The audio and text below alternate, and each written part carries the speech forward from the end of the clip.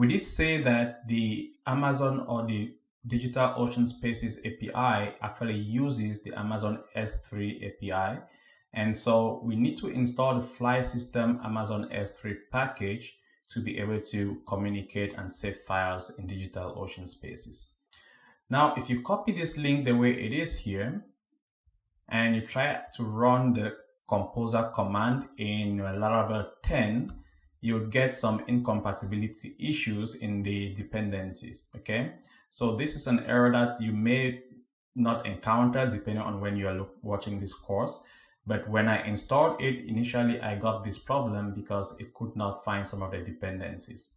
A way around that is to pass a flag to your composer command to allow the package resolve the dependencies that are missing on its own. And this is called with all dependencies. So it will try to install any dependencies that this package may be reliant on while it's installing. And let's just run that. And now the package is successfully installed, okay?